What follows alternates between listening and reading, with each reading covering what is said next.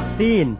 ऐ मेरे भाइयों, तुम में से बहुत से उस्ताद न बने, क्योंकि जानते हो कि हम जो उस्ताद हैं ज्यादा सजा पाएंगे, इसलिए कि हम सब के सब अक्सर खता करते हैं।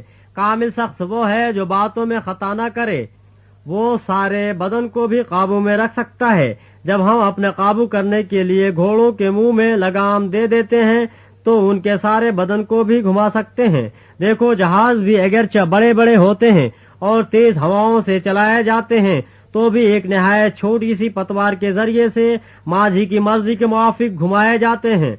इसी तरह जबान भी एक छोटा सा उज़ू है और बड़ी सेखी मारती है। देखो, थोड़ी सी आग से कितने बड़े जंगल में आग लग जाती है।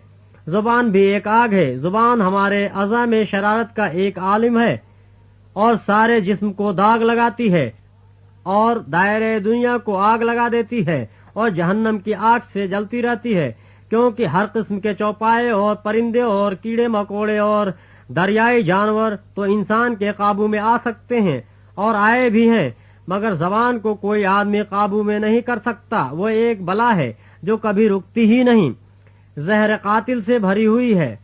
इसी से हम खुदावंद और बाप की हम्द करते हैं और इसी से आदमियों को जो खुदा की सूरत पर पैदा हुए हैं बद्दुआ देते हैं। एक ही मुंह से मुबारक बाद और बद्दुआ निकलती है। ऐ मेरे भाइयों, ऐसा न होना चाहिए। क्या चश्मा के एक ही मुंह से मीठा और खारा पानी निकलता है? ऐ मेरे भाइयों, क्या इंजीर के दरख्त में जैतून और अंगूर में इंजीर पैदा हो सकते हैं? इसी तरह खारी चश्मा से मीठा पानी नहीं निकल सकता। तुम में दाना और फहीम कौन है? जो ऐसा हो वो अपने कामों को नेक चाल चलन के वसीले से उस हिल्म के साथ जाहिर करे जो हिकमत से पैदा होता है।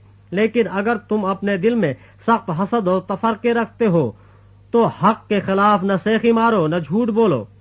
ये हिकमत वो नहीं जो ऊपर से उतरती है, बल्कि दुनवी और नफसानी और शैतानी है। इसलिए कि जहाँ हसद और तफरका होता है वहाँ फसाद और हर तरह का बुरा काम भी होता है। मगर जो हिकमत ऊपर से आती है, अव्वल तो वो पाक होती है, फिर मिलनसार, हलीम और तरबियत पसीर, रहम और अच्छे फलों से लदी हुई, बेतरफदार और बेरया होती है, और सुलह कराने वालों के लिए रास्तबाजी का फल सुलह के साथ बोया जाता है।